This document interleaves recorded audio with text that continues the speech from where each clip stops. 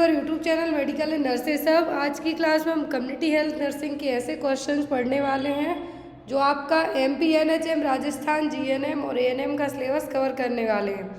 एक और बहुत ही अच्छी गुड न्यूज़ कि जिन भी लोगों ने जो ऑफिशियल ऐप है मेडिकल एंड नर्सेस सब की ऐप को अभी तक डाउनलोड करके रखा था, कुछ रीज़न से पिछले 3 या 4 महीने से ऐप स्टॉप हो गई थी, वो दोबारा से स्टार्ट हो गई है। और उस ऐप में आपको इस बार सबसे अच्छी खास चीज़ ये रहने वाली है, जो भी लोग उस ऐप को डाउनलोड करेंगे मैं यहाँ पे आपको बता देती हूँ कि आपको जो पीडीएफ वगैरह तो मिलती थी वो मिलेंगी ही, लेकिन अब साथ में जो क्लासेस आपकी यूट्यूब चैनल पर कंडक्ट करवाई जाएंगी उनका आप एमसीक्यू बेस्ड चैलेंज क्विज भी खेल सकते हैं। दैट मीन्स नए क्वेश्चंस तो वहाँ पर रहेंगे ही, नई चीज़ें ऐड की जाएंगी, लेकिन साथ ही साथ आपके जो पेपर हैं, मान लीजिए आप एमपी का पेपर देते हैं तो आपको कैसे पता चलेगा? आपने पीडीएफ ले ली, पढ़ लिया, लेकिन आप कैसे अंदाज़ा लगाएंगे कि आपने वो पेपर सॉल्व किया है, आपसे बनता है या नहीं?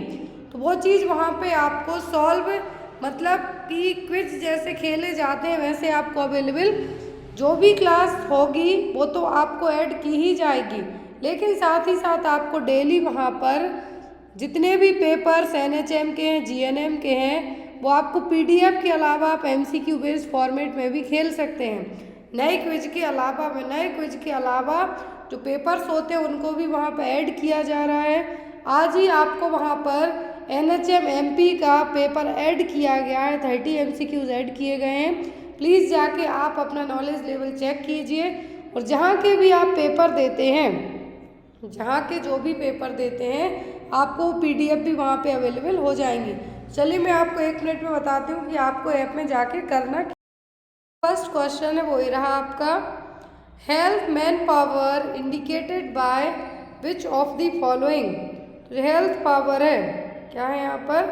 हेल्थ मैन पावर किसकी तरफ इंडिकेट करेगा? डॉक्टर 1 पर 3500 पॉपुलेशन, एएनएम 1 पर less than 1000 population, lab technician 1 पर 10,000 पॉपुलेशन, या फिर फार्मासिस्ट 1 पर 1 लाख पॉपुलेशन। तो यहाँ पर कौन सा मैन पावर का मतलब है कि जो हॉस्पिटल में स्टाफ है, कितनी जनता पर कितना स्टाफ रहेगा अकॉर्डिंग टू दैट। तो यहाँ पर सही आंसर आपका क्या होगा? कितना मैन पावर होगा कितनी जनता पर? तो यहाँ पर आपका जो आंसर आएगा वो होगा लैब टेक्नीशियन, जो कि 10,000 जनता पर रह गए। देखिए जो नॉर्म सजेस्ट करते हैं आपके हेल्थ मैन पावर को लेके कि कितने लोगों की जो ज़रूरत है वो कितनी रहेगी। तो यहाँ पर ये देखिए आप, तो यहाँ पर जो नॉर्म सजेस्ट किए गए अकॉर्डिंग टू दैट नॉर्म्स, और यहाँ पर जो हेल्थ मैन पावर पूछा है तो क्या है? एक लैब टेक्नीशियन 10,000 पॉपुलेशन के बीच में अपॉइंट किया जाएगा। ऐसे होता है कि जैसे आपकी मान लो नर्सिंग की भर्ती निकली है तो आपको ऐसा नहीं ज़रूरत से ज़्यादा वहाँ पे आपकी पोस्टिंग करवा दी जाए, वो रहता है बेस्ड ऑन जनता, वहाँ पे कितनी जनता है और क्या ज़रूरत है। तो यहाँ पर एक डॉक्टर होता है 1000 जनता के बीच में, कितनी? 1000 जनता होता है 1000 पॉपुलेशन के बीच में अपॉइंट किया जाएगा। फिर नर्स, तो एक स्टाफ नर्स की पोस्टिंग होगी 500 पॉपुलेशन के बीच में, कितना? 1 पर 500 पॉपुलेशन। आपने कम्युनिटी हेल्थ नर्सिंग का स्टाफ पैटर्न पढ़ा होगा जिसमें सबसे ज़्यादा नर्सेस को अपॉइंट किया जाता है, इसलिए क्योंकि वहाँ की जनता ही कितनी होती है? 1,20,000 तक जनता होती है एक सीएससी में। वैसे फिर आता है आपके हेल्थ वर्कर, इसमें मेल हो सकते हैं, फीमेल हो सकते हैं। 1 पर 50,000 population in plain area and 3,000 population in tribal area और हिली एरिया। तो एक फीमेल हेल्थ वर्कर अपॉइंट और मेल हेल्थ वर्कर अपॉइंट किया जाएगा। फिर आते हैं हेल्थ असिस्टेंट। तो हेल्थ असिस्टेंट जो 10th पास वाले लोग एग्ज़ाम देते हैं यहाँ पर वो हैं, जो कि 30,000 पॉपुलेशन प्लेन एरिया में, 20,000 है ट्राइबल हिली एरिया के बीच में। फिर फार्मासिस्ट, तो एक फार्मासिस्ट को 10,000 पॉपुलेशन के बीच में अपॉइंट किया जाता है। लैब टेक्नीशियन वो भी 10,000 पॉपुलेशन के बीच में रहेगा। आंगनवाड़ी वर्कर 400 से 800 के बीच में, और आशा एक है जो एक आशा 1000 पॉपुलेशन को कवर करेगी। और जो ट्रेंड दाई होती हैं वो 1 पर ब्लेज। तो यहाँ पर क्या हो गए? नॉर्म्स हो गए जो सजेस्ट करते हैं कि क्या हेल्थ वर्कर जो हेल्थ मैन पावर और हेल्थ वर्कर हैं कितनी जनता के बीच में चाहिए। तो यहाँ पर इसी तरीके से तो एक डॉक्टर के बीच में एक 1000 जनता के बीच में एटलीस्ट एक डॉक्टर तो होना ही चाहिए। क्लियर है। नेक्स्ट है क्वेश्चन आपका functions of PHCR। Primary health centre के क्या काम हैं? रेफरल सर्विसेज प्रोवाइड कराना, family planning and referral services provide कराना, बेसिक लेबोरेटरी सर्विसेज प्रोवाइड कराना, या फिर ऑल ऑफ दी अबव। तो फंक्शंस ऑफ PHC क्या हैं? PHC के सभी काम हैं। PHC के सभी काम है। देखिए यहाँ पर आप लिस्ट दी हुई है सीधा कि जो अल्माटा डिक्लेरेशन के तहत प्राइमरी हेल्थ सेंटर ओपन किए गए थे, इन प्राइमरी हेल्थ सेंटर में मेडिकल केयर दी जाएगी, MCH केयर मतलब maternal and child health care में फैमिली प्लानिंग सर्विसेज को भी ऐड किया गया था, safe water supply, basic sanitation दिया कि जो फैसिलिटीज़ हैं वो अवेलेबल कराई जाएंगी, prevention and control of locally endemic disease. जो लोकल डिसीज़ है, एंडेमिक डिसीज़ है उसी एरिया में फैल रही हैं उसकी केयर की जाएगी आपकी, वाइटल स्टैटिक्स कलेक्ट किए जाएंगे, एजुकेशन हेल्थ एजुकेशन प्रोवाइड की जाएगी आपको, जो भी नेशनल हेल्थ प्रोग्राम है जो कि रेलेवेंट है ज़रूरी है वो कंडक्ट करवाए जाएंगे। रेफरल सर्विसेज PHC में ट्रीटमेंट नहीं मिल पा रहा तो CHC के लिए रेफर किया जाएगा, बेसिक लेबोरेटरी सर्विसेज प्रोवाइड करवाई जाएंगी। तो ये सब क्या है? PHC के फंक्शन हैं प्राइमरी हेल्थ सेंटर के। नेक्स्ट है यहाँ पर आपका question functions of female health worker include. एक फीमेल हेल्थ वर्कर के क्या फंक्शन है? Visit 4 sub centre per month, collection of blood sample, conduct 50% delivery, chlorination of water. तो एक फीमेल हेल्थ वर्कर क्या कर सकती है? तो फीमेल हेल्थ वर्कर का जो यहाँ पर फंक्शन होगा कि 50% तक डिलीवरी कंडक्ट करवाना। डिलीवरी कंडक्ट नहीं करना है यहाँ पर 50% डिलीवरी का मतलब है कि जो भी रजिस्ट्रेशन वगैरह होते हैं वहाँ से लेके हॉस्पिटल तक ले जाने का काम फीमेल हेल्थ वर्कर कर सकती हैं। और जब इवन सब सेंटर में कोई अवेलेबल नहीं होता है और इन केस एक फीमेल हेल्थ वर्कर और ANM अपॉइंट है तो वो डिलीवरी करवा सकती है, उसको इतना ट्रेंड किया जाता है कि इमरजेंसी में वो ये कर सकती है। Next one, all of the following are state responsibility for health except. तो सभी जिम्मेदारियां स्टेट गवर्नमेंट की हैं हेल्थ को लेके किसी एक को छोड़कर। Vital statics, promotion of research through research centre in their bodies, prevention of adulteration, prevention of communicable disease. तो एक राज्य सरकार की हेल्थ के प्रति वाइटल स्टैटिक्स कलेक्ट करने की जिम्मेदारी होगी। यहाँ पर कुछ एडल्ट्रेशन मिलावट वाला है, कुछ भी होता है तो वो भी एक राज्य सरकार देखेगी। कम्युनिकेबल डिसीज़ फैलती हैं वहाँ पर तो उसको भी कंट्रोल करने में, प्रिवेंट करने में हेल्प करेगी। लेकिन रिसर्च करने का काम किसी भी एक स्टेट गवर्नमेंट का पर्टिकुलरली नहीं होगा। यहाँ पर अलग अलग स्टेट है जो इंक्लूड रहेंगे। तो यहाँ पर यदि किसी स्टेट गवर्नमेंट की रिस्पॉन्सिबिलिटी नहीं है तो होगी promotion of research through research centre and their bodies. Clear. Next one, which of the following is a new concept in primary health care. New concept क्या है प्राइमरी हेल्थ केयर में? Equitable distribution, community participation, qualitative inquiry, primary health care. तो primary health care के नए concept में क्या है? तो वो है यहाँ पर क्वालिटेटिव इंक्वायरी। क्या है? Qualitative inquiry. Distribution, participation primary health care पहले से ही था, कॉन्सेप्ट में थे, लेकिन नया क्या है? Qualitative inquiry. Next one, following is are the job of health worker mail.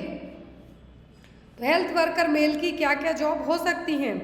Sputum collection, ORS distribution, dot supervision या फिर all of the above. Male health worker की ये सभी जिम्मेदारी हो सकती हैं। स्पुटम भी कलेक्ट कर सकता है, ORS डिस्ट्रीब्यूट कर सकता है, डॉट्स थेरेपी जो दी जाती है किसी भी पर्सन को तो एक ऑब्जर्वेशन में दी जाती है, वो ऑब्जर्वेशन एक ANM और हेल्थ वर्कर कर सकता है। तो यहाँ पर आंसर होगा आपका all of the above. Next is, तो यहाँ पर नेक्स्ट क्वेश्चन है कि which of the following is not the work of a female multipurpose health worker. तो एक फीमेल एएनएम का मल्टीपर्पस हेल्थ वर्कर का क्या काम नहीं है?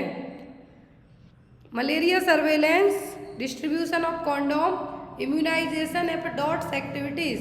तो एक फीमेल मल्टीपर्पस हेल्थ वर्कर का जो काम है वो होगा कॉन्डोम डिस्ट्रीब्यूट करना, इम्यूनाइजेशन करना, डॉट्स एक्टिविटीज़ को चेक करना। देते नहीं है मेडिकेशन, लेकिन उन डॉट्स एक्टिविटीज़ के बारे में आप जानकारी रख सकते हैं, चेक कर सकते हैं। फिर यहाँ पर न्यूट्रिशन के बारे में आप जानकारी दे सकते हैं, हेल्थ एजुकेशन दे सकते हैं, एमसीएच केयर प्रोवाइड कर सकते हैं, लेकिन आप मलेरिया सर्विलेंस नहीं कर सकते। मलेरिया सर्विलेंस वाला काम एक मल्टीपर्पस हेल्थ वर्कर का नहीं है। नेक्स्ट है यहाँ पर क्वेश्चन आपका, विच of the following is a source of calcium?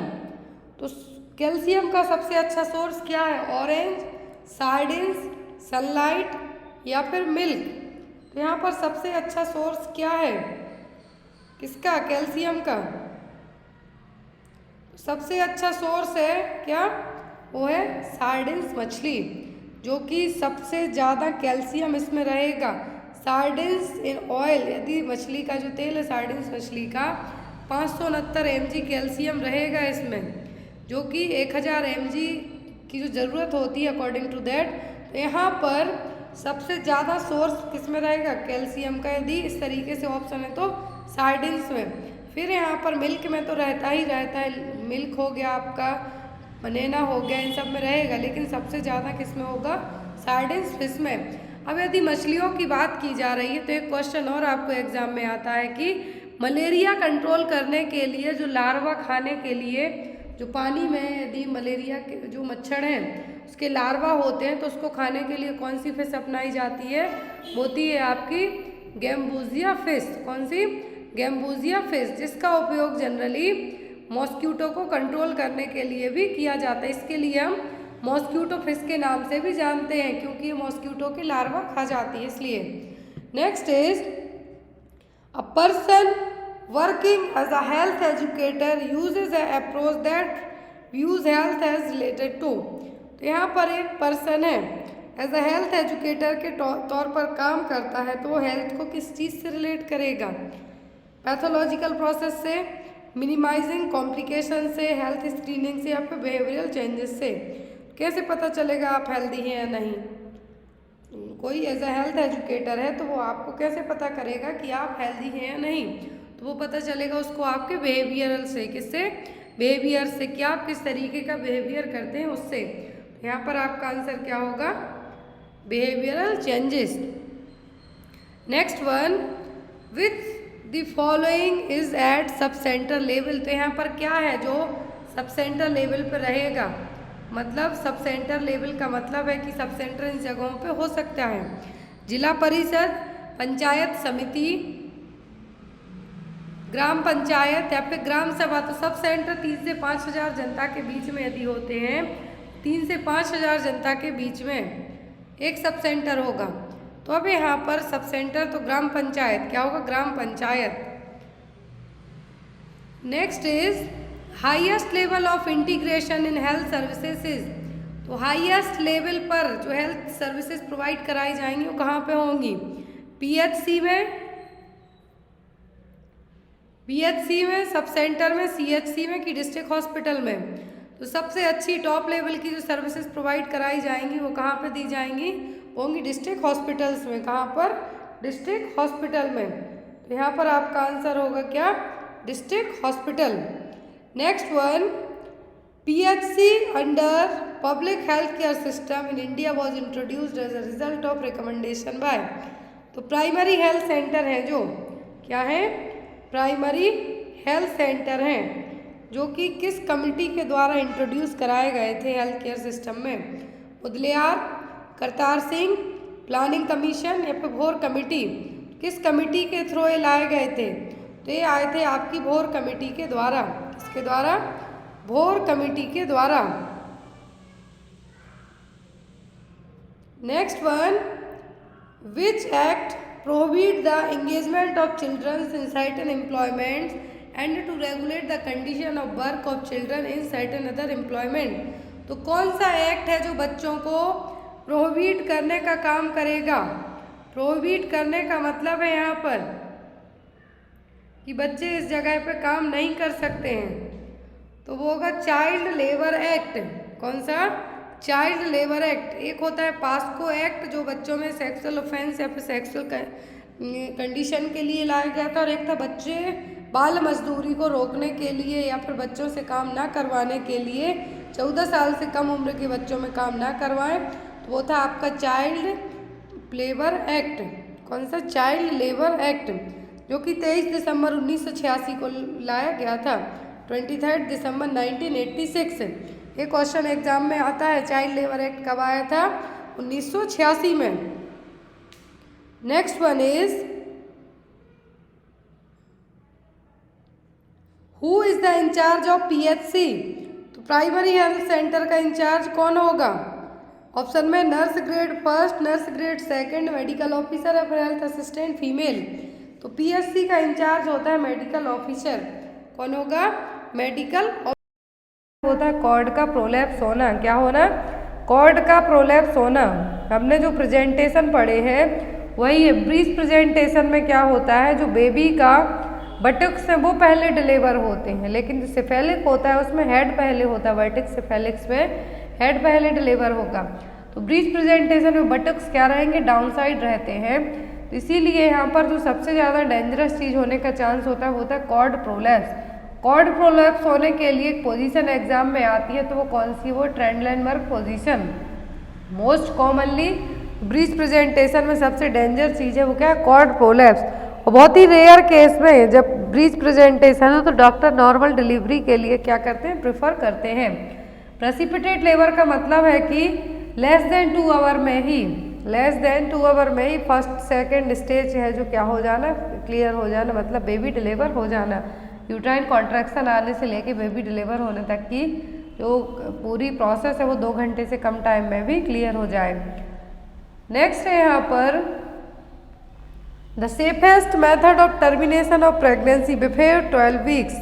तो 12 वीक के पहले टर्मिनेशन यदि करवाते हैं, मतलब कि अबॉर्शन करवाते हैं, कौन सी मेथड से प्रेगनेंसी टर्मिनेट हो सकती है?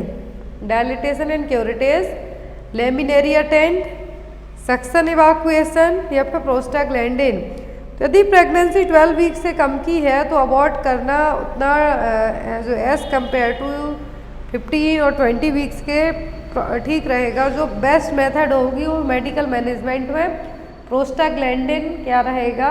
बेस्ट रहेगा और सेफ रहेगी 12 वीक से कम की प्रेगनेंसी है। तो इंडिया में अभी रिसेंट में सुप्रीम कोर्ट ने एक नया नियम लाया है, उसके बारे में भी मैं आपको बताऊंगी। जो नेक्स्ट क्लास होगी उसमें आपको पूरा डिटेल में बताऊंगी कि MTP एक्ट में अभी तक 20 वीक की प्रेगनेंसी रखी गई थी अवॉइड करने के लिए, टर्मिनेट के लिए। फिर अमेंडमेंट एक्ट आया तो उसमें कुछ डॉक्टर्स की परमिशन से आप क्या कर सकते हैं? अबॉर्शन करवा सकते हैं यदि बेबी को कोई दिक्कत है तो। फिर अभी थर्ड टाइम सुप्रीम कोर्ट ने एक अनाउंसमेंट की है कि इवन 24 वीक की प्रेगनेंसी यदि जो प्रेग्नेंट वुमेन है अनमैरिड है तो 24 वीक की प्रेगनेंसी में डॉक्टर की परमिशन से अबॉर्शन करवा सकती है। नेक्स्ट है यहाँ पर the outer most membrane of placenta. तो प्लेसेंटा की 2 मेम्ब्रेन होती है कोरियन, दूसरी होती है एमनियन। तो यहाँ पर प्लेसेंटा की आउटर मोस्ट मेम्ब्रेन कौन सी है? तो वो है क्या? कोरियन। क्या होगी? कोरियन। इनर मोस्ट पूछे तो एमनियन, आउटर मोस्ट पूछे तो chorion. Next one is which drug is advise to be given after pentavalent vaccination. तो बच्चों में जब 6, 10 एंड 14 वीक्स में जो पेंटावेलेंट वैक्सीन लगता है, कब? 6, 10 एंड 14 वीक्स में जो पेंटावेलेंट वैक्सीन लगता है तो उसमें फीवर आने के चांसेस ज़्यादा होते हैं। तो कौन सी मेडिकेशन दे सकते हैं? कैल्शियम सिरप, पैरासीटामोल, आयरन या फिर डाइज़ेपाम। पेंटावेलेंट वैक्सीन के बाद बच्चों को जो फीवर आता है उसके लिए हम कौन सी मेडिसिन दे सकते हैं? पैरासीटामोल। एवरी 6 आवर में एटलीस्ट 24 आवर तक आपको बच्चे को देखना है, इससे ज़्यादा कभी भी फीवर नहीं रहता है। तो हर 6 घंटे में आप SOS यदि ज़रूरत हो तो पिला सकते हैं। Next one is the changes that occurs during the second trimester in the foetus are all of the following except. तो सेकेंड ट्राइमेस्टर में कब? After the 12 week of pregnancy के बाद, मतलब कि सेकेंड ट्राइमेस्टर में फीटस कि सभी चेंजेस देखने को मिलेंगे किसी एक को छोड़कर। Foetal heart sound can be heard with the stethoscope, तो बिल्कुल पॉसिबल है सेकेंड ट्राइमेस्टर में। स्केलेटल इज कैल्सीफाइड, तो ये भी सही है। Eyes remain closed and body growth accelerates, तो ये भी सही है। लास्ट आता है लाइटनिंग। लाइटनिंग देखने को मिलेगी आपको आफ्टर 36 वीक की प्रेगनेंसी के बाद। इसको वेलकम साइन ऑफ प्रेगनेंसी भी कहा जाता है। लाइटनिंग कब देखने को मिलती है? थर्ड ट्राइमेस्टर में, ना कि सेकेंड में। Next one is A woman's serum and urine will test positive for SCG in all of the following condition except, तो यहाँ पर SCG टेस्ट है जो यूरिन और सीरम यदि आपने करवाया है तो SCG सभी में आएगा, पॉजिटिव होगा किसी एक को छोड़कर। प्रेगनेंसी में, एक्टोपिक प्रेगनेंसी में, वेसिकुलर मोल में या फिर पोस्ट हिस्टेरेक्टोमी में। तो आपको यहाँ पर जो SCG हार्मोन है ये जनरली प्रेगनेंसी में ही देखने को मिलेगा, लेकिन कुछ रेयर केस में जैसे कि वेसिकुलर मोल हो गया, हाइड्रेटिफॉर्म मोल हो गया, तो इसमें भी SCG हार्मोन का लेवल ज़्यादा रिलीज करता है।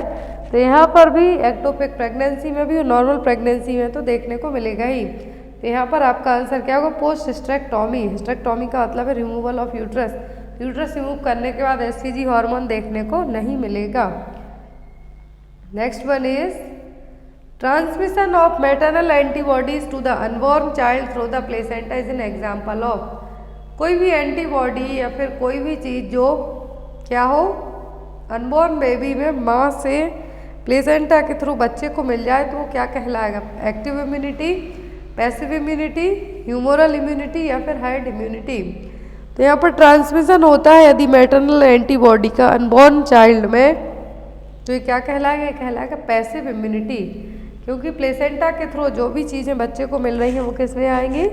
पैसिव में। और इम्यूनिटी कौन सी हो गई यहाँ पर? Passive immunity. Next one is as per national population policy of India the minimum age of girls for marriages. तो नेशनल पॉपुलेशन पॉलिसी के अकॉर्डिंग भारत में गर्ल्स की मैरिज एज कितनी है? 15 साल, 18 साल, 21 साल या फिर 19 साल। नेशनल पॉपुलेशन पॉलिसी जो कि 2000 में आई थी, ईयर 2000 में आई थी, इसके अकॉर्डिंग तो गर्ल्स की मिनिमम एज शादी के लिए कितनी है? 18 ईयर्स। बॉयज़ की 21 और गर्ल्स की 18 years. Next one is the normal chromosome complement in males. तो मेल में पूछा है यहाँ पर कि नॉर्मल क्रोमोसोम कॉम्प्लीमेंट कितना होगा? 45XY, 46XX, 46XY या फिर 46YY। तो यहाँ पर XX क्रोमोसोम होते हैं फीमेल में, XY होते हैं यहाँ पर मेल में। तो यहाँ पर मेल में पूछते हैं यदि क्रोमोसोम, तो जो कॉम्प्लीमेंट क्रोमोसोम होंगे वो कितने होंगे? 46XY। यहाँ पर पेयर में पूछे तो 23 पेयर्स, जिसमें से XY क्या हो जाएंगे? यहाँ पर XY या फिर XX क्या हो जाएंगे? ये कहलाएंगे यहाँ पर जेंडर के अकॉर्डिंग। XY है तो मेल के हैं ये क्रोमोसोम, और XX है तो फीमेल के। तो यहाँ पर आपका आंसर क्या होगा? 46। Next one is the hormone involve in the functioning of male reproductive system are. तो मेल रिप्रोडक्टिव सिस्टम की फंक्शनिंग के लिए कौन से हार्मोन हैं जो हेल्पफुल होंगे? FSH oxytocin luteinizing hormone, FSH testosterone luteinizing hormone, follicle stimulating hormone oxytocin या testosterone, follicle stimulating hormone prolactin and testosterone. तो टेस्टोस्टेरोन तो क्या हो गया? मेल रिप्रोडक्टिव हार्मोन हो गया। फिर यहाँ पर FSH ल्यूटिनाइजिंग हार्मोन, ये दोनों भी ज़रूरत पड़ती है रिप्रोडक्टिव सिस्टम में। तो यहाँ पर आपका आंसर क्या होगा? FSH, testosterone and luteinizing hormone. Next one is most important question है the hormone that do not cross the placenta. तो कौन से हार्मोन है जो प्लेसेंटा को क्रॉस नहीं कर सकते हैं? Thyroxine and steroids, insulin and thyroxine, insulin steroids या फिर पैराथार्मोन एंड कैल्सीटोनिन। तो प्लेसेंटा को जो हार्मोन क्रॉस नहीं कर सकते वो है यहाँ पर पैराथार्मोन एंड कैल्सीटोनिन। क्या है? Parathormone and calcitonin. Best investigation to assess the gestation age of the foetus. Foetus की जेस्टेशनल एज पता करने के लिए सबसे सही इन्वेस्टिगेशन क्या होगा?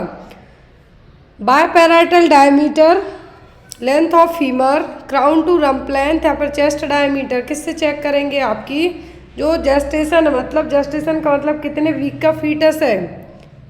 मान लीजिए कोई लेडी है, अपना LMP भूल गई है, तो आप कैसे चेक करेंगे या फिर कैसे फाइंड आउट करेंगे कि कितने वीक का जेस्टेशनल पीरियड है, फिर कितने वीक की प्रेगनेंसी है?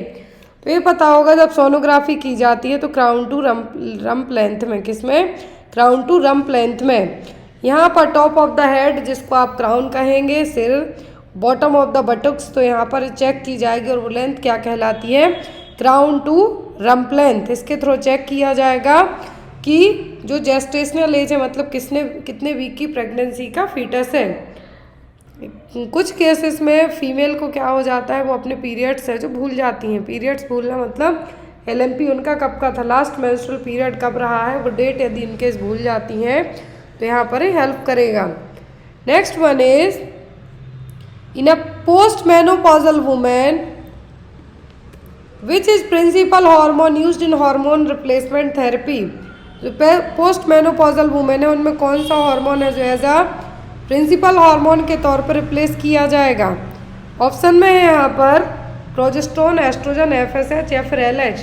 तो कौन सा हार्मोन है जो यहाँ पर रिप्लेसमेंट के लिए यूज़ किया जाएगा? वो होगा एस्ट्रोजन हार्मोन। कौन सा हार्मोन? एस्ट्रोजन हार्मोन, जो कि एज एन रिप्लेसमेंट के तौर पे यूज़ किया जाएगा। Next is causative organism of syphilis. तो सिफिलिस का कॉजेटिव एजेंट सबको पता है, क्या होगा?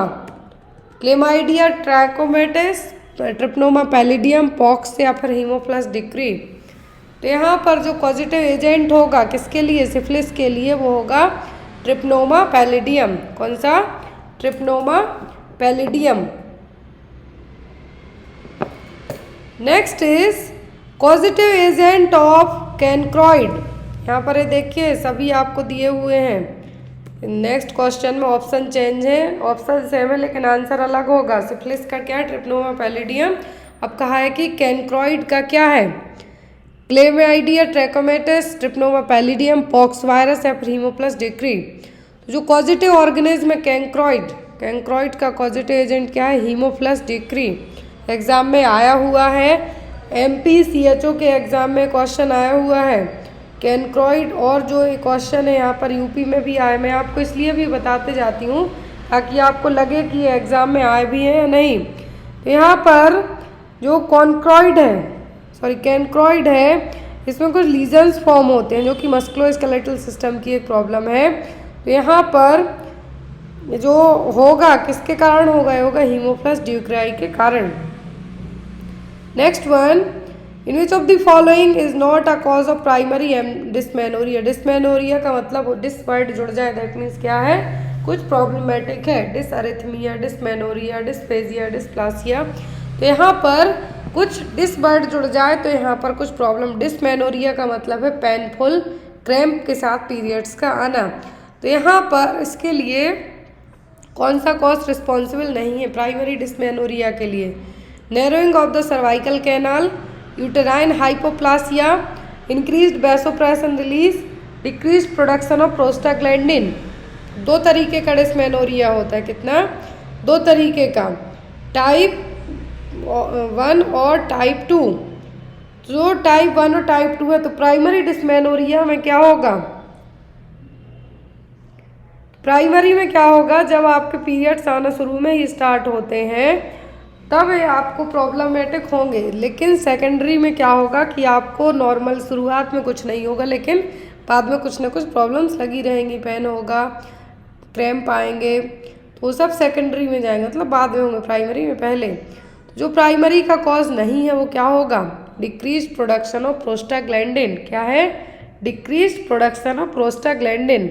ये जैसे जैसे एज बढ़ेगी तब आपको ये प्रॉब्लम होगी। नेक्स्ट है यहाँ पर primary dysmenorrhoea is mainly found in.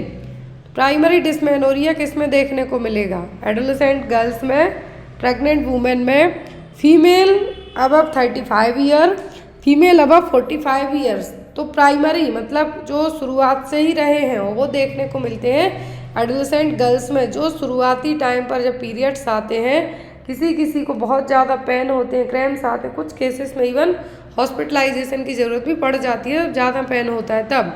Primary dysmenorrhoea में जो मतलब ज़्यादातर देखने को मिलेगा, जो कम या फिर शुरुआत में जो पीरियड्स आना होते हैं तब, क्या है, शुरुआत में जो पीरियड्स आना होंगे तब, तो वो कौन सी होंगी, वो ग्रुप होगा एडोलेसेंट एज ग्रुप का।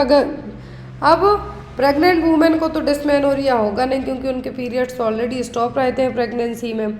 आफ्टर 35 होगा सेकेंडरी, कौन सा, secondary. Next is excessive amount of cyclic bleeding at normal interval is termed as. तो excessive amount of cyclic bleeding, जो नॉर्मल 28 दिन में पीरियड्स आते हैं उतने में ही आ रहे हैं, लेकिन जो ब्लीडिंग है बहुत ज़्यादा होती है एक्सेसिव अमाउंट में, तो क्या कहलाएगा, मेनोरेजिया, एपीमेनोरिया, मेट्रोरेजिया, फिर डिस्मेनोरिया। क्या कहलाएगा, जिसमें साइक्लिक ब्लीडिंग मतलब नॉर्मल पीरियड्स जो 28 दिन में आते हैं, 30 दिन में आते हैं, वो 5 या 6 दिन के ही आ रहे हैं, लेकिन उसमें जो ब्लीडिंग है बहुत ज़्यादा हो रही है, वो कहलाएगा क्या, मेनोरेजिया। क्या है, मेनोरेजिया। मेट्रोरेजिया का मतलब होगा महीने में 2 बार तक पीरियड्स का आना। यहाँ पर जो साइकिल है वो डिस्टर्ब रहेगी, ब्लीडिंग ज़्यादा हो रही है, तो menorrhagia. Next is cyclic bleeding in which duration of menstrual cycle is reduced to 21 days और less, it is termed as. अभी देखिए यहाँ पर, यदि आपके पीरियड्स साइक्लिक ब्लीडिंग है 21 दिनों में, आपके जो मेंस्ट्रुअल साइकिल है 21 दिनों में या फिर उससे और कम दिनों में आ जाए, तो क्या कहलाएगा, मेनोरेजिया, एपीमेनोरिया, मेट्रोरेजिया, फिर डिस्मेनोरिया। डिस्मेनोरिया का मतलब तो हमने पढ़ा पेनफुल पीरियड्स का आना। मेनोरेजिया का मतलब पढ़ा कि एक्सेसिव ब्लीडिंग होना, जो नॉर्मल साइकिल है उसमें। ये कहलाएगा क्या, एपीमेनोरिया। एपी का मतलब कम, ध्यान दीजिए, एपी का मतलब होता है हमेशा कम, और 21 दिन और इससे कम दिनों में यदि पीरियड्स आते हैं तो ये कहलाएगा एपीमेनोरिया। क्या है, एपीमेनोरिया। नेक्स्ट क्वेश्चन देखिए यहाँ पर, when the menstrual bleeding is very less and last for less than 2 days it is termed as. तो जब मेंस्ट्रुअल ब्लीडिंग है, क्या है, बहुत कम या फिर 2 दिनों के अंदर ही ख़त्म हो जाती है, तो क्या जनरली जो 5 दिन का पीरियड्स रखा जाता है, 5-7 दिन का, लेकिन यहाँ पर 2 दिन में ही यदि बंद हो जाए पीरियड्स, ब्लीडिंग स्टॉप हो जाए, तो क्या ओलिगोमेनोरिया, एमनोरिया, हाइपोमेनोरिया या फिर डिस्मेनोरिया। ओलिगो का मतलब बहुत कम ब्लीडिंग होना, बहुत कम ब्लीडिंग होना पीरियड्स में। एमनोरिया का मतलब तो स्टॉप ही होना। फिर आता है डिस्मेनोरिया, पेनफुल। हाइपोमेनोरिया मतलब जो 2 दिन के बस पीरियड्स आना, तो क्या है, वो हाइपोमेनोरिया। पोषण योजना लॉन्च की गई है, इस योजना को किस राज्य में शुरू किया गया है, राजस्थान में, मध्य प्रदेश में, बिहार में कि उत्तर प्रदेश में। ये योजना आपके एग्जाम में आ सकती है, इंदिरा गांधी मातृत्व पोषण योजना। तो ये लॉन्च की गई है अभी रिसेंट में, कहाँ पर, राजस्थान में। अभी इस योजना के जो हम ये कह सकते हैं कि जो भी गवर्नमेंट की स्कीम्स आती हैं उनमें आपको रजिस्टर करना होता है, लेकिन अभी यहाँ पर इसको एज इन टेस्टिंग के तौर पर लाया गया है। बट ये लॉन्च हुई है, राजस्थान में इसको लॉन्च किया गया है, लेकिन यहाँ पर अभी इसमें राजस्थान के ओनली 4 जिले हैं जो कवर किए जाएंगे, उदयपुर, डूंगरपुर, बांसवाड़ा और प्रतापगढ़। ये 4 राजस्थान के 4 डिस्ट्रिक्ट हैं जहाँ पर इस योजना को स्टार्ट किया जाएगा। यदि आपको इसका बजट पूछा जाता है, और आप ये योजना जाके राजस्थान गवर्नमेंट की ऑफिशियल वेबसाइट पर भी चेक कर सकते हैं, अभी इस योजना के लिए जो बेनिफिशियर्स ग्रुप हैं, माँ और बच्चा, कुपोषण से जो बच्चे और जो मदर हैं, प्रेग्नेंट लेडीज़ हैं, उनके लिए यहाँ पर योजना लाई गई है। तो इस योजना के माध्यम से बच्चे तथा माँ दोनों में होने वाले कुपोषण को है जो ठीक किया जाएगा। इसमें अभी बजट है जो 43 करोड़ रुपए बस लगाया गया है, जिसमें 77,000 महिलाएं हैं जो यहाँ पर, यदि बेनिफिशियर्स फीमेल की बात करें तो टारगेट रखा गया है शुरुआत में कि 77,000 महिलाओं को इस योजना का लाभ है जो मिलेगा। और उन लोगों के लिए है जो भी लोग फैमिली प्लानिंग के लिए सोच रहे हैं कि कम बच्चे हों, तो यहाँ पर आपको इतना सब याद नहीं रखना है। ओनली यहाँ पर आपको याद रखना है कि जो इंदिरा गांधी मातृत्व पोषण योजना है, राजस्थान में लाई गई, अभी टेस्टिंग के लिए लाई गई है। ओनली 4 जिले बस इसके कवर किए जाएंगे अभी, उदयपुर, डूंगरपुर, बांसवाड़ा एंड प्रतापगढ़। अभी यहाँ पर कितना अमाउंट दिया जाएगा, तो यहाँ पर एक सबसे अच्छी कंडीशन है, इस योजना को लॉन्च तो किया गया था 19 नवंबर 2022 को लॉन्च हुई थी 19 नवंबर 2022 को, लेकिन अभी तक ये काम में स्टार्टिंग पे नहीं आई है। ये राजस्थान का जो चिकित्सा स्वास्थ्य एवं परिवार कल्याण विभाग है उसने इसको लॉन्च किया है। और जब जो महिला एवं बाल विकास मंत्री भूपेश जी के द्वारा इसको लॉन्च किया गया था।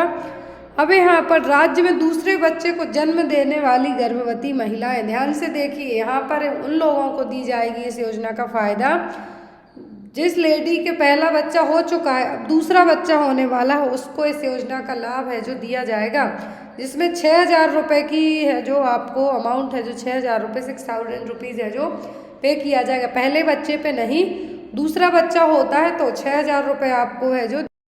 ये जो बजट था वो 43 करोड़ बस रखा गया था, लेकिन बाद में इसको बढ़ा के 225 करोड़ रुपए कर दिया गया है। और यहाँ पर ये देखिए लॉन्च हुई थी, और जब यहाँ पर 6,000 रुपये दिए जाने हैं तो यहाँ पर आपको एक साथ इकट्ठे 6,000 रुपये नहीं दिए जाएंगे। तो इस योजना की आपको मेन चीज़ याद रखनी, लॉन्च हुई है राजस्थान में, दूसरा बच्चा होता है तभी उस जो प्रेग्नेंट लेडी उसको 6,000 रुपये मिलेंगे। तो एक ही बार में आपको 6,000 रुपये नहीं मिलेंगे, ये पैसे आपको मिलेंगे जब आप जांच करवाने जाते हैं, एंटीनेटल चेकअप के लिए जाते हैं, तब आपको 1,000 रुपये मिलेंगे। फिर दूसरा जो किस्त है यहाँ पर सेकेंड इंस्टॉलमेंट है, आपको मिलेगा 2 प्रसव पूर्व जांच होने पर, जो आपकी 2 बार जांच हो चुकी है उस पर। फिर आप यदि हॉस्पिटल में डिलीवरी कराते हैं तो आपको 1,000 मिलेंगे। फिर बच्चे के जन्म से 105 दिन तक यदि आपने बच्चा डिलीवर हो गया है, बच्चा होने के बाद बच्चे को बराबर टीके लगवाए हैं तो 2,000 मिलेंगे आपको।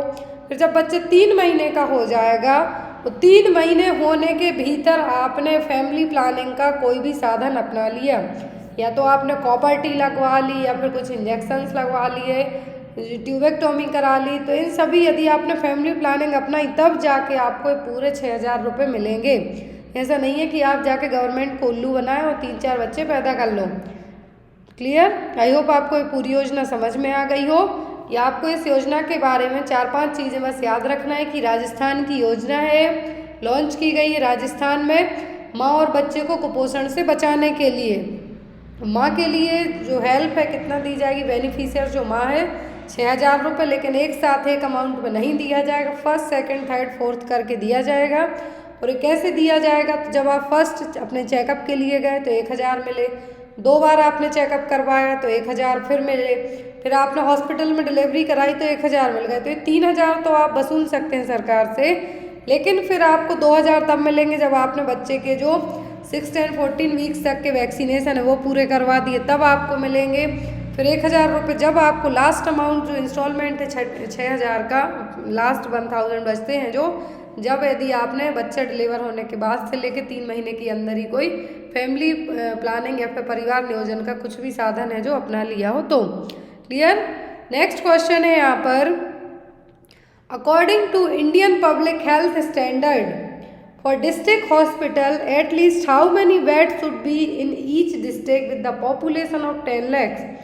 तो यदि यहाँ पर क्वेश्चन है इंडियन पब्लिक हेल्थ स्टैंडर्ड के अकॉर्डिंग, IPHS एग्ज़ाम में फुल फॉर्म भी आपको आता है, IPHS स्टैंडर्ड के अकॉर्डिंग है जो यहाँ पर डिस्ट्रिक्ट हॉस्पिटल में कितने बेड है जो होना चाहिए, यदि 10 लाख पॉपुलेशन है वहाँ की तो 195, 300, 350 या फिर 50, तो कितने बेड है जो होना चाहिए कहाँ पर, जो इंडियन पब्लिक हेल्थ स्टैंडर्ड के अकॉर्डिंग डिस्ट्रिक्ट हॉस्पिटल में। तो डिस्ट्रिक्ट हॉस्पिटल में एटलीस्ट 300 बेड है जो होना चाहिए, कितना, 300 बेड है जो होना चाहिए।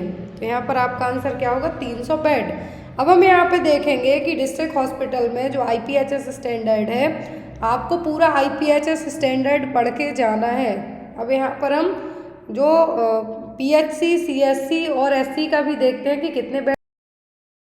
तो इंडियन पब्लिक हेल्थ स्टैंडर्ड के अकॉर्डिंग है जो एटलीस्ट जो डिस्ट्रिक्ट हॉस्पिटल है, यदि वहाँ की जनता 10 लाख है तो एटलीस्ट 300 बेड तो होने ही चाहिए। अब हम यहाँ पे बात करेंगे primary health centre sub centre की। तो यहाँ पर जो आपको येलो कलर से एक इंडेक्स दिख रहा है, क्या है, पीएचसी के लिए है, इंडियन पब्लिक हेल्थ स्टैंडर्ड के अकॉर्डिंग। आपको यदि एग्जाम में क्वेश्चन आता है कि primary PSC type A PSC, type B PSC होती हैं, तो किस तरीके से यहाँ पर इनको इस कैटेगरी में डिवाइड किया जाता है बेस्ड ऑन सर्विस डिलीवरी के, कि कितनी डिलीवरी होती है, केस लोड क्या है, मतलब कितनी डिलीवरी कंडक्ट हो रही है एक पीएससी में, तो वो आपको बताएगा कि ये टाइप ए पीएससी है या फिर टाइप बी पीएससी। तो टाइप ए पीएचसी में क्या होगा, with delivery load of less than 20 deliveries in a month. एक पीएससी में यदि डिलीवरी 20 डिलीवरी से भी कम होती हैं तो वो एक महीने में जो डिलीवरी होती हैं वो कितनी होंगी, 20 डिलीवरी से भी कम होती हैं तो वो टाइप ए में आ गया। यदि 20 से ज़्यादा होती हैं तो वो टाइप बी पीएचसी में आएगा। यहाँ पर जो पीएचसी हैं फिर इसको अलग तरीके से यदि डिवाइड करने की बात करें केस लोड के साथ साथ डिस्टेंस की, कि कौन सी पीएचसी कितने डिस्टेंस पे है। तो यदि एसेंशियल स्टैंडर्ड पीएचसी है तो विदाउट 24/7 सर्विसेज अवेलेबल होंगी। फिर 24/7 नर्सिंग फैसिलिटीज़ होंगी, 24/7 इमरजेंसी हॉस्पिटल होंगी, मतलब डिलीवरी के साथ साथ क्या डिस्टेंस है। नेक्स्ट यहाँ पे आता है, अभी देखिए चार्ट आपको याद रखना बहुत ज़रूरी है कि यहाँ का स्टाफ कौन होगा।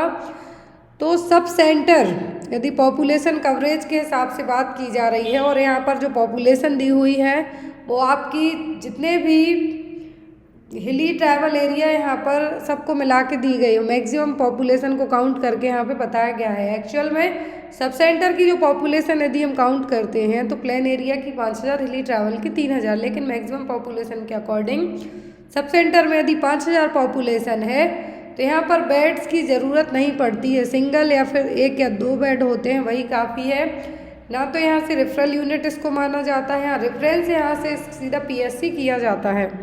यदि कुछ समझ में नहीं आता है तो आप सीधा पीएचसी भेज सकते हैं, क्योंकि यहाँ का इम्पोर्टेंट स्टाफ कौन होता है, एएनएम वर्कर। इसीलिए नाउअडेज जितने भी सब सेंटर हैं वहाँ पर एक सीएचओ को अपॉइंट किया जा रहा है। तो यहाँ पर 30,000 पॉपुलेशन में बेड कैपेसिटी एटलीस्ट 6 बेड होना चाहिए और एक पीएचसी 6 सब सेंटर को कवर करेगा। ध्यान रखिए, एक पीएचसी 6 सब सेंटर को कवर करेगा और पीएचसी की जो रेफरल यूनिट मानी जाती है वो होता है सीएचसी।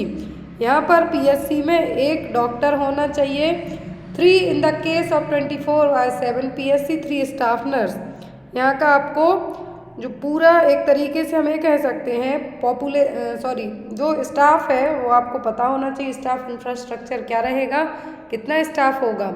फिर सीएचसी तो 1,20,000 पॉपुलेशन के दी है तो यहाँ पर एटलीस्ट 30 बेड होना चाहिए। एक सीएचसी 3 पीएचसी को कवर करेगा और इसका फिर रेफरल होता है तालुक हॉस्पिटल, तालुक का होता है डिस्ट्रिक्ट हॉस्पिटल।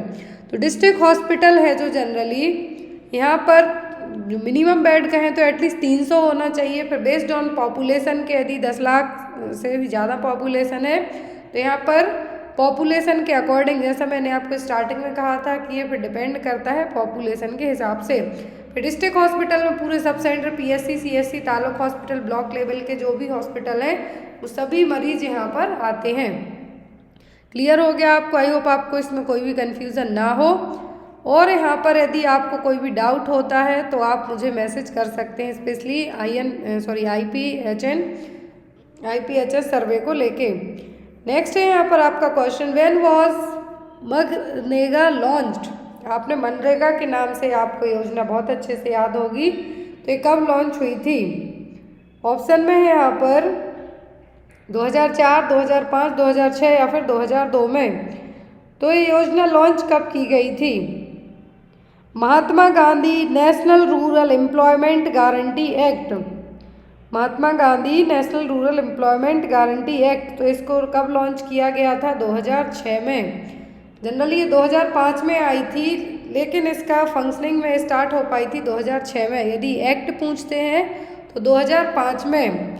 इसके लिए पहले national Rural Employment Guarantee act के नाम से जाना जाता था, जिसमें Indian labour law and social security measure, जिसमें राइट टू वर्क, सभी को काम करने का अधिकार है, जिसमें आई थिंक आपको साल के 100 दिन तक कुछ काम करना होगा। आप लोग एक बार इसको पढ़ लें, मैंने इसमें ओनली मनरेगा लॉन्च कब हुई हो, किसके लिए? तो जो गरीब लोग, मजदूर लोग हैं उनके लिए लॉन्च की गई थी योजना। Next one, when was make in India initiative launch? तो मेक इन इंडिया इनिशिएटिव कब लॉन्च हुआ था? दिसंबर 2013 में, मार्च 2014, सितंबर 2014 या फिर जून 2015 में। तो मेक इन इंडिया लॉन्च हुआ था सितंबर 2014 में। कब? सितंबर 2014 में इसको लॉन्च किया गया था। मेक इन इंडिया में जो सेल्फ रिलायंट कंट्री, हमें अपने देश को, अपने देश की बनी हुई चीज़ों प्रोवाइड करवाने को लेके था। तो यहाँ पर 25 सितंबर 2014 को लॉन्च किया गया था। लॉन्च किया था प्राइम मिनिस्टर नरेंद्र मोदी जी ने, जो कि 12वीं पंचवर्षीय योजना चल रही थी उस टाइम पे इसको लॉन्च किया गया था। लास्ट पंचवर्षीय योजना थी ये, जिसमें मेक इन इंडिया जो इनिशिएटिव लाया गया था। Next one, the top priority of Janani Suraksha Yojana is? जननी सुरक्षा योजना, JSY स्कीम एक है, JSS की स्कीम, जननी शिशु सुरक्षा योजना, यह है जननी सुरक्षा योजना। तो यहाँ पर इसका मेन प्रायोरिटी क्या है, टॉप प्रायोरिटी क्या है? Decrease the fertility rate, reduce the birth rate, reduction of MMR, या फिर नन ऑफ दीज। जननी सुरक्षा योजना की जो टॉप प्रायोरिटी है वो है reduction of MMR, maternal mortality rate को क्या करना है? कम करना है। और हमें कैसे कम करना है? जननी सुरक्षा योजना के लिए हम क्या कह सकते हैं? सेफ मदरहुड इंटरवेंशन के नाम से भी जानेंगे, जो कि NRHM के थ्रू लाई गई स्कीम थी। 12 अप्रैल 2005 को इसके लिए लॉन्च किया गया था। और हम MMR को कम कैसे करेंगे? मैटरनल मोर्टेलिटी रेट को हॉस्पिटल और इंस्टीट्यूशनल डिलीवरी को बढ़ावा देके। इसके तहत, इस योजना के तहत जो भी लोग हॉस्पिटल में डिलीवरी कराएगा उसको कुछ अमाउंट भी दिया जाएगा, कैश असिस्टेंट प्रोवाइड करवाया जाएगा। रूरल एरिया में अमाउंट अलग है, जो रूरल एरिया है वहाँ पे 1400 रुपये दिए जाएंगे, और जो अर्बन एरिया की वूमेन है उनको 1000 रुपये। रूरल एरिया में आशा वर्कर का अमाउंट यदि आपको एग्जाम में आता है, क्योंकि वही आपको हॉस्पिटल लेके जाएंगे यहाँ पे, तो आपको आशा वर्कर का पूछते हैं।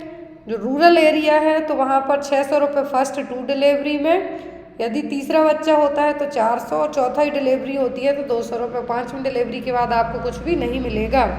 अर्बन एरिया में आशा वर्कर को ओनली 200 रुपीज़ है जो दिए जाएंगे। और ये यहाँ पर जो आपका अमाउंट है आपको सीधा चेक के थ्रू आपके बैंक में जाएगा, चेक दिया जाएगा, आप उसको बैंक में जाके है जो पैसे निकाल सकते हैं। तो जननी सुरक्षा योजना का मेन एम था MMR को कम करना। और कम कैसे करना? इंस्टीट्यूशनल डिलीवरी को बढ़ावा देना, बढ़ावा देने के साथ साथ माँ के लिए और जो आशा वर्कर आपको लेके जाएगी उसको अमाउंट है जो प्रोवाइड करवाया जाएगा। अब यहाँ पर आपको लो परफॉर्मिंग स्टेट और हाई परफॉर्मिंग स्टेट भी आता है, तो मैंने आपको पढ़ाया हुआ है, तो आप लोग उसको भी एक बार पढ़ लेना। Next one, in which year NRHM was launched in India? National rural health mission India में कब लॉन्च हुआ था? 2005 में, 2008, 2004 या फिर 2007? तो national rural health mission India में लॉन्च किया गया था 2005 में। इसमें 2005 में एग्जाम में NRHM का क्वेश्चन आता है। नेशनल अर्बन हेल्थ मिशन आता है, नेशनल रूरल हेल्थ मिशन आता है। नेक्स्ट है यहाँ पर most important question, NFHS stands for. तो NFHS का फुल फॉर्म क्या है? National full health status, national family health survey, national family health status, या फिर नन ऑफ दीज? तो NFHS का फुल फॉर्म होता है नेशनल फैमिली हेल्थ सर्वे।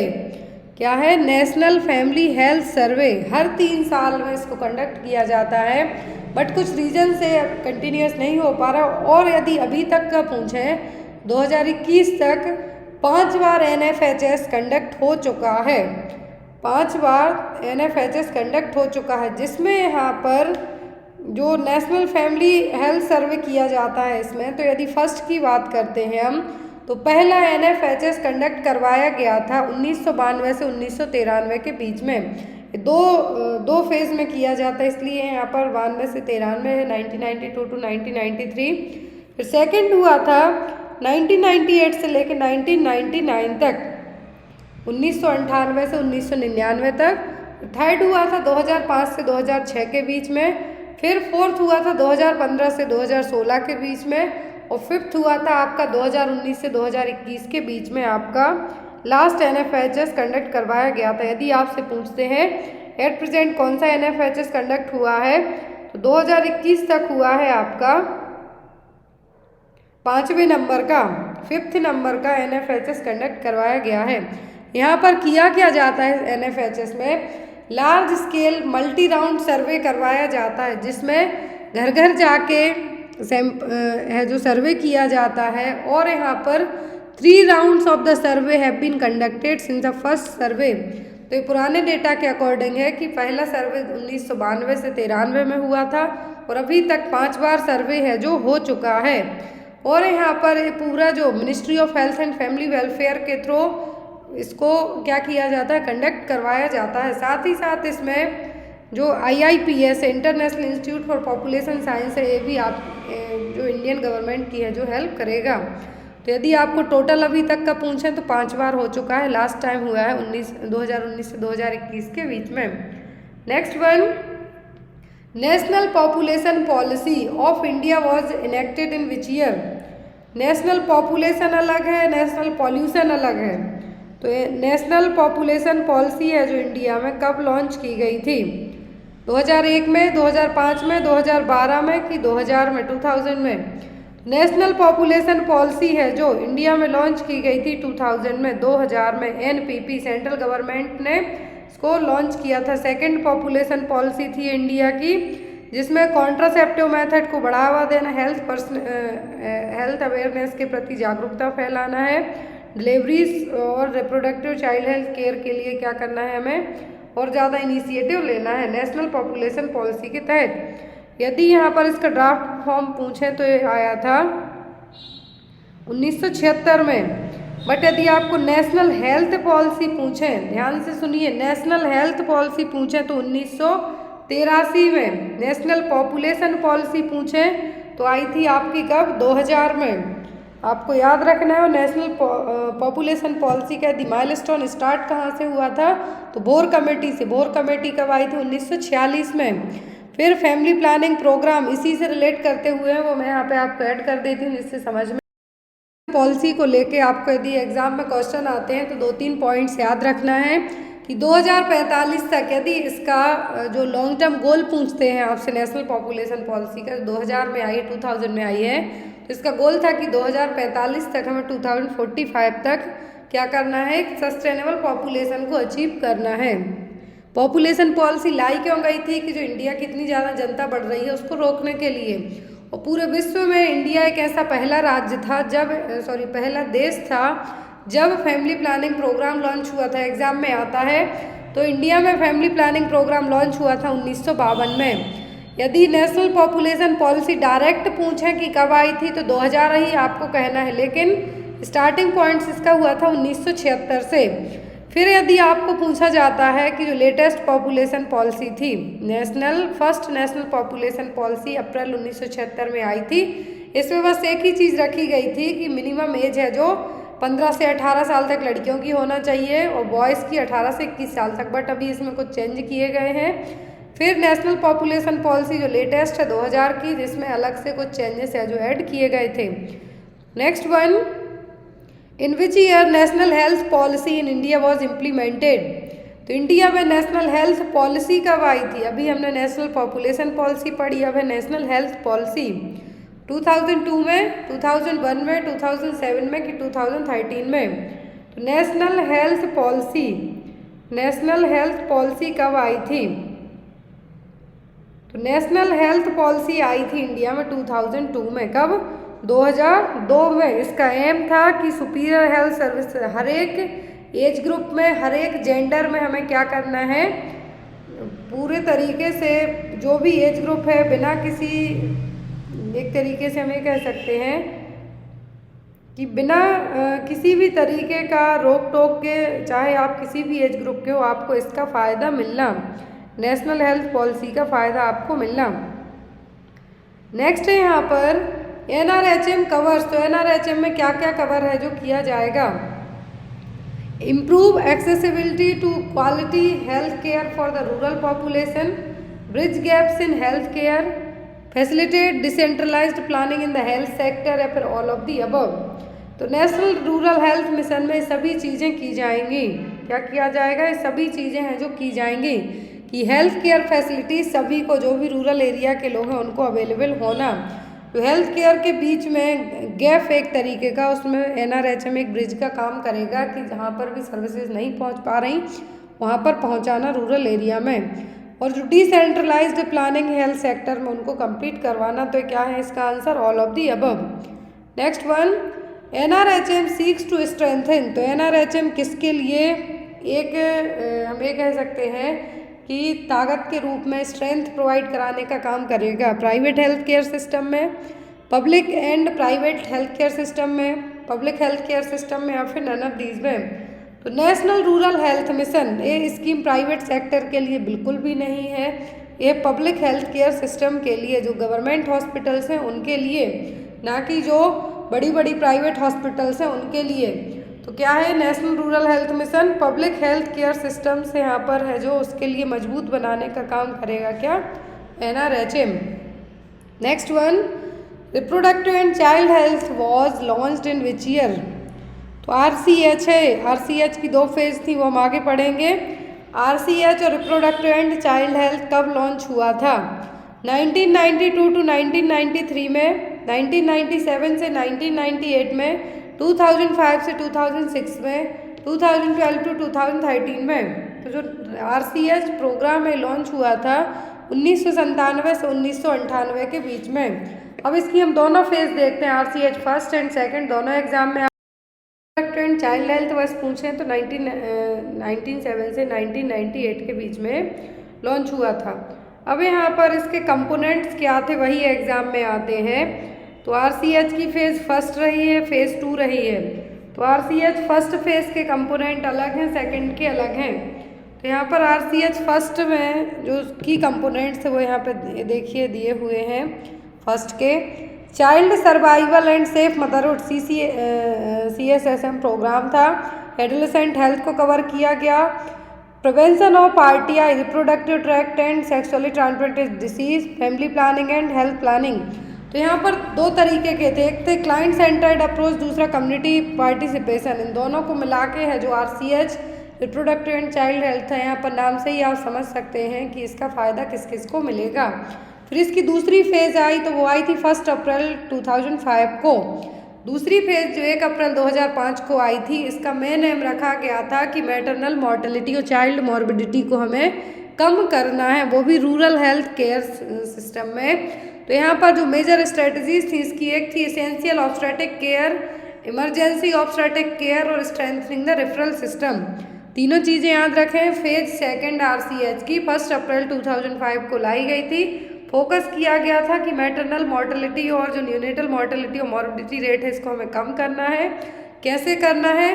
पहले तो इसेंशियल ऑब्स्टेट्रिकल केयर के थ्रू हमें इंस्टीट्यूशनल डिलीवरी को बढ़ावा देना है और जो डिलीवरी हो रही हैं वो स्किल बर्थ अटेंडेंट के द्वारा करवाई जाए। फिर इमरजेंसी ऑब्स्टेट्रिक केयर में यदि कुछ इमरजेंसी केस आते हैं तो उनको रेफरल है जो किया जाएगा। फर्स्ट रेफरल यूनिट क्या कहलाती है? CSC, वहाँ पर रेफर है जो किया जाएगा। फिर जो रेफरल सिस्टम है वहाँ पर भी जितनी भी सुविधाएं हैं उनको और ज़्यादा इम्प्रूव करना, वो थर्ड पॉइंट था यहाँ पर। फिर माइलस्टोन आपको याद कर लेना है कि क्या क्या माइलस्टोन रहे हैं इस RCH फेज़ के पहुँचने तक। पहले आया नेशनल फैमिली प्लानिंग प्रोग्राम 1952 में।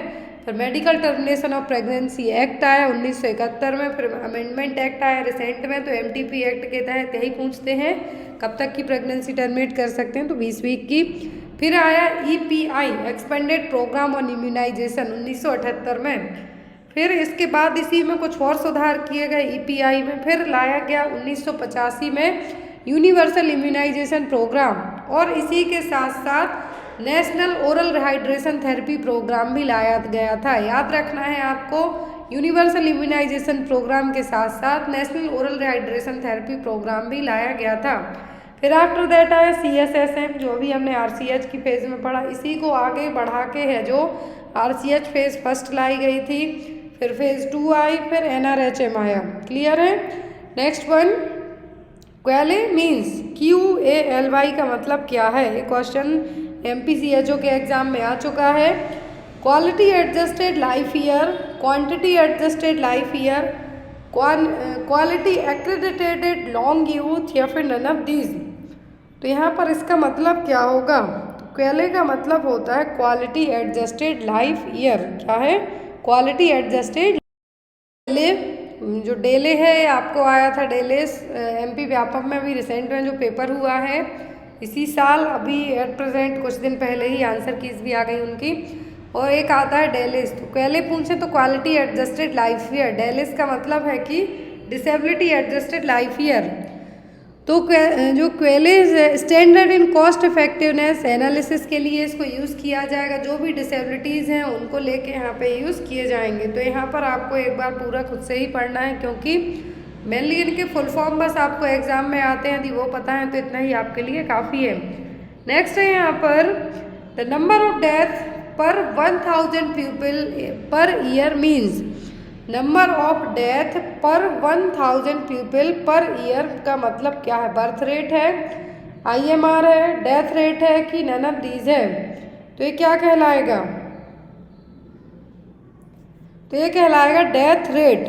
क्या है? Death rate. Number of death किसी स्पेसिफिक कारण से, कुछ जनरल रीजन से यदि डेथ हो जाती है सिलेक्टेड पॉपुलेशन जो यहाँ पे बताई गई है उसमें, तो क्या कहलाएगा? Death rate. Next one, probability of dying between birth and exactly 5 year of age expressed per 1000 live birth. तो यहाँ पर क्या होगा?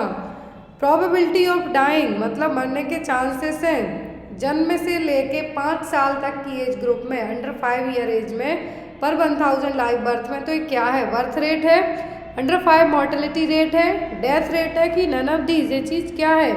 तो यहाँ पर साफ साफ कहा है बर्थ से लेके 5 साल तक में, मतलब अंडर 5 हो गया है, 5 साल के पहले ही 0 से 5 ईयर के बीच में यदि जो बच्चे की डेथ होती है तो वो किस में आएगा? यदि 1 ईयर तक होती है तो वो इन्फेंट मॉर्टेलिटी रेट में आए। क्लियर? लेकिन यहाँ पे कहा है 5 ईयर्स तक में, तो वो कहलाएगा अंडर 5 मॉर्टेलिटी रेट।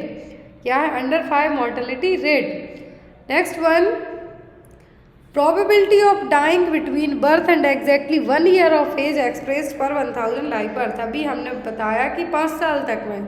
फिर है यहाँ पर dying between birth and exactly 1 year of age. Question ध्यान से समझिए। पहले था कि 5 साल तक के एज ग्रुप में, फिर 1 साल तक की एज ग्रुप में, तो वो क्या कहलाएगा? पर 1000 लाइव बर्थ में। Birth rate, IMR, death rate की नन ऑफ दीज?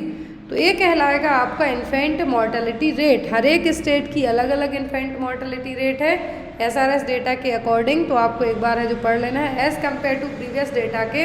इस बार का डेटा थोड़ा सा चेंजेस है तो आपको याद रखना है। Next one, the number of maternal death per 1000 women of reproductive age in the population generally defined as 15 to 44 years of age means. यदि मदर की डेथ होती है 1000 वुमेन ऑफ रिप्रोडक्टिव एज में, तो क्या कहलाएगा? Maternal mortality rate, infant mortality rate, child mortality rate की none of these? ये कहलाएगा एमएमआर। एग्जाम में एमएमआर का डिनोमिनेटर नोमिनेटर दोनों पूछे जाते हैं।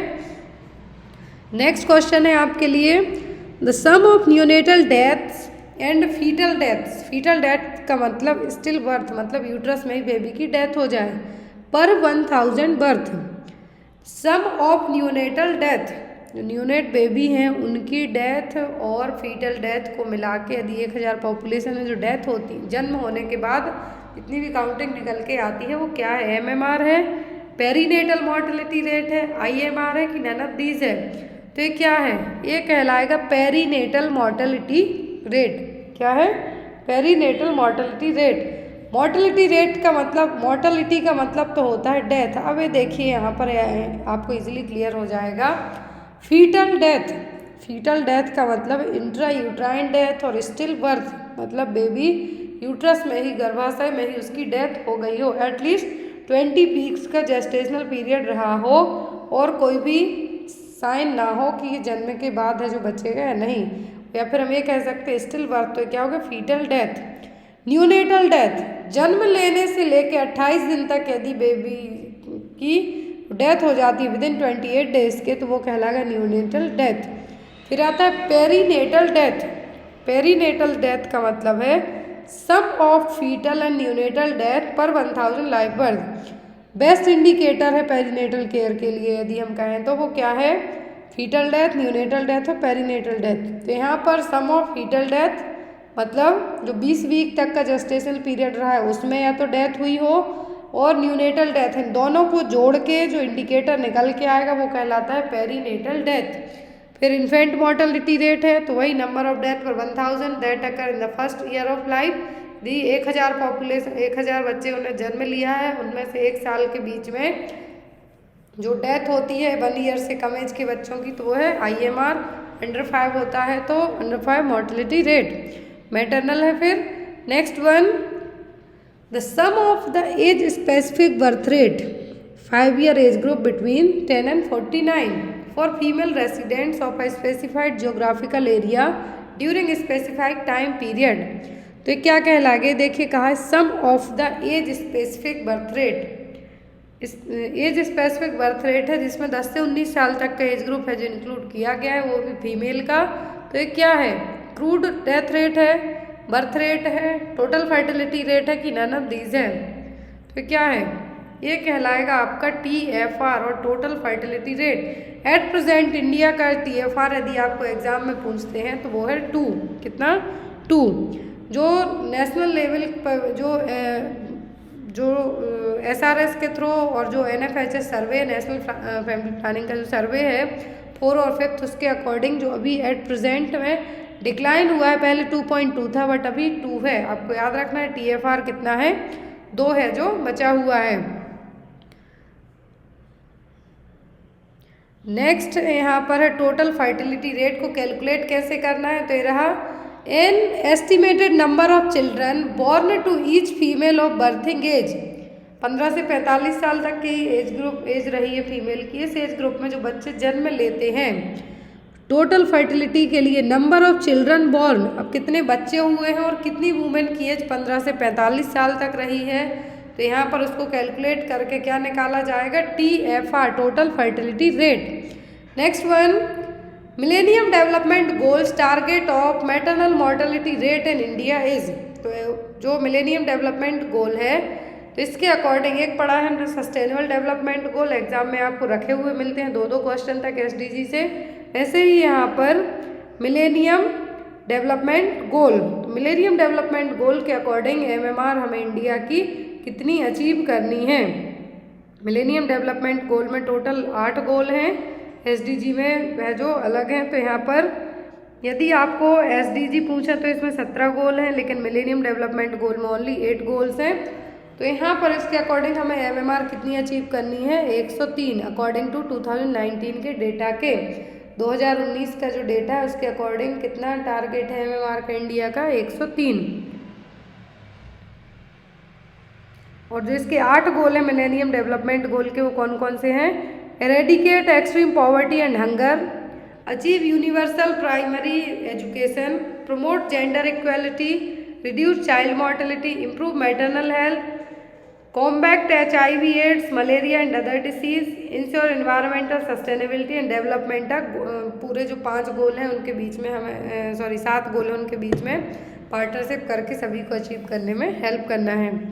Next one, the state of being diseased और unhealthy within a population means, ऐसी स्टेट जिसमें आप बीमार हो या फिर कोई अनहेल्दी सिचुएशन हो तो वो क्या कहलाएगा, मॉर्टेलिटी, मॉर्बिडिटी, फर्टिलिटी या फिर नन ऑफ दीज। तो मॉर्टेलिटी का मतलब तो होता है सीधा डेथ, मरना। मॉर्बिड का मतलब होता है डिसीज कंडीशन, तो वो क्या हो गई, मॉर्बिडिटी। फर्टिलिटी का मतलब होता है ऐसा एज ग्रुप जो कंसीव करने की क्षमता रखता हो, रिप्रोडक्टिव एज ग्रुप में हो, वो कहलाएगा फर्टिलिटी। तो यहाँ पर कहा है डिसीज और अनहेल्दी कंडीशन, तो उसको हम क्या कहेंगे, मॉर्बिडिटी। नेक्स्ट क्वेश्चन है, in which year consider year of great divide. तो ईयर ऑफ ग्रेट डिवाइड किस ईयर को कंसीडर किया गया था। ऑप्शन में है यहाँ पर 1981, 1921, 1891 या फिर 1961, 1981, 1921, 1891, 1961। तो कौन से साल को ईयर ऑफ ग्रेट डिवाइड के तौर पर है जो कंसीडर किया गया था। तो ग्रेट डिवाइड ईयर के तौर पर माना गया था 1921 को, 21 को, क्योंकि इस टाइम पर जो पॉपुलेशन थी एक कॉन्सिस्टेंट वे में रह गई थी, ना तो बढ़ रही थी ना बढ़ नहीं रही थी। इंडिया की पॉपुलेशन यदि एक कांस्टेंट वे में रह जाती है तो उसको हम कहते हैं ईयर ऑफ ग्रेट डिवाइड। और ये साल कौन सा था? 1921। जो इंडियन डेमोग्राफी है, डेमोग्राफी का मतलब क्या होता है? पॉपुलेशन की स्टडी की जाती है जिसमें, तो ग्रेट डिवाइड ईयर कहा जाता है कि जो पॉपुलेशन है, जो जनता की ग्रोथ है वो क्या हो रही है, वो सेम एज रह गई है। तो उसको क्या कहा गया था? ईयर ऑफ ग्रेट डिवाइड 1921 को। यदि आपको कहा जाता है कि year of small divide, year of small divide कौन से साल को कहा जाएगा? तो वो है 1951, 1951। लेकिन ईयर ऑफ ग्रेट डिवाइड क्या था? 1921। Next one, child nutritional status measured in terms of 3 anthropometric indicators. They are, बच्चों का जो न्यूट्रिशनल स्टेटस है किन 3 एंथ्रोपोमेट्रिक इंडिकेटर्स पर है जो चेक किया जाता है? Stunting, wasting and underweight, mortality, morbidity and underweight, body mass index, morbidity rate and dependency ratio of none of these. Anthropometric indicator का मतलब होता है कि बच्चों की हाइट, हेल्थ है जो किस बेस पर चेक की जाएगी? तो ये चेक किया जाएगा किस पर? Stunting, wasting and underweight. क्या है? स्टंटिंग। स्टंटिंग का मतलब होगा कि जो बॉडी की ग्रोथ है वो क्या हो जाए? स्टॉप हो जाए, एक ही जगह फिक्स होके रह जाए, ना तो वजन बढ़े ना हाइट बढ़े। फिर आता है वास्टिंग। वास्टिंग का मतलब होता है कि जो चीज़ आपकी बॉडी में, एक तरीके से हम ये कह सकते हैं कि जितने हो आप उतने पर ही स्टॉप हो जाओ। और अंडरवेट, जो आपका एज है उसके अकॉर्डिंग आपका वजन ना बढ़ना। तो हाइट, वेट और आपका एज के अकॉर्डिंग हाइट और वेट दोनों ना बढ़ना। तीनों चीज़ें किसके कंपोनेंट से हैं? एंथ्रोपोमेट्रिक मेजरमेंट में आएंगे आपके बच्चे के न्यूट्रिशनल स्टेटस के लिए। फिर इसमें आपका mid upper arm circumference check किया जाएगा। साकिर टेप यूज़ किया जाता है इसके लिए। फिर बच्चे की हाइट क्या है, क्योंकि इन्हीं सब चीज़ों को चेक करके बच्चों में हम कुपोषण से बचा सकते हैं, न्यूट्रिशनल डेफिशिएंसी से बचा सकते हैं। Next one, eligible couple register is maintained eight. तो जो एलिजिबल कपल रजिस्टर कहाँ पर मेंटेन किया जाता है? सब सेंटर में, प्राइमरी हेल्थ सेंटर में, पीएचसी में कि डिस्ट्रिक्ट हॉस्पिटल में? तो एलिजिबल कपल कौन कहलाते हैं? जो फर्टाइल एज ग्रुप के कपल हों, फीमेल और मेल दोनों। अब यहाँ पर ये रजिस्टर कहाँ मेंटेन किया जाएगा? सब सेंटर में। सब सेंटर की बात आती है तो पॉपुलेशन सबको पता है। यहाँ की किट हैं जो एग्ज़ाम में पूछी जाती हैं। तो सब सेंटर में किट ए, बी, सी तीनों दी जाती हैं। यदि किट डी पूछते हैं तो वो पीएससी में दी जाती है। फिर फर्स्ट रेफरल यूनिट की किट अलग है। तो फर्स्ट रेफरल यूनिट क्या है? वो है CHC, community health centre. Community health centre में EFGHI JK LMNOP किट दी जाती हैं। तो क्यों दी जाती हैं? यहाँ पे आपको किट F पूछें तो मिनी लेप्रोटॉमी सेट है, किट E पूछें तो लेप्रोटॉमी सेट है, IUD इंसर्ट करने के लिए किट G रहेगी, वेसेक्टॉमी के लिए किट H है, नॉर्मल डिलीवरी के लिए कौन सी किट यूज़ करेंगे हम CHC में? तो वो होगा kit I। Next one, 3-tier system of healthcare delivery in rural area in India is based on recommendation of 3-tier system। India में लाया गया था हेल्थ केयर डिलीवरी सिस्टम है जो कि रूरल एरिया में। तो इसको किसने रिकमेंड किया था? भोर कमेटी ने, चड्ढा कमेटी ने, श्रीवास्तव कमेटी ने कि बुदलियार कमेटी ने? तो ये चीज़ें करवाई थी किसने? श्रीवास्तव कमेटी में। प्राइमरी हेल्थ सेंटर का पूछें तो वो आया था भोर कमेटी में। श्रीवास्तव कमेटी ने 3-tier health care delivery system है वो इन्होंने इसको लाए थे।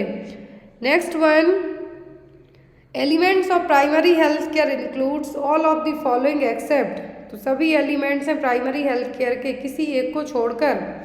ऑप्शन में है यहाँ पर an adequate supply of safe water and basic sanitation, prevention and control of locally endemic disease, providing employment to every youth, immunisation against major infectious disease.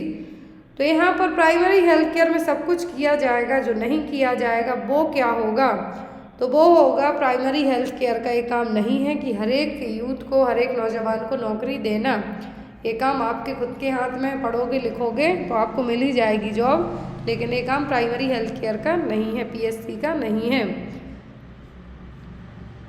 Next यहाँ पर ये देखिए कि क्वेश्चन दिया है, बहुत ही अच्छा क्वेश्चन है। Panchayati Raj system in 3 tier system of rural local self government in India, match the institution with level. तो यहाँ पर आपको मैच करना है कि विलेज लेवल के लिए क्या है, पंचायत विलेज लेवल के लिए, डिस्ट्रिक्ट लेवल के लिए, कि ब्लॉक लेवल के लिए, कि पंचायत समिति किसके लिए, जिला परिषद किसके लिए, मैच करना है, नीचे जोड़ी बना के लिखना है। तो पंचायत का जो 3 टायर सिस्टम होता है वो किसके लिए है, तो पंचायत का 3 टायर सिस्टम, पंचायती राज है जो 3 टायर सिस्टम, ट्रायंगल शेप में आपने पढ़ा है मेनली। तो पंचायत कहाँ के लिए होती है, विलेज लेवल के लिए। पंचायत समिति कहाँ के लिए होती है, ब्लॉक लेवल के लिए।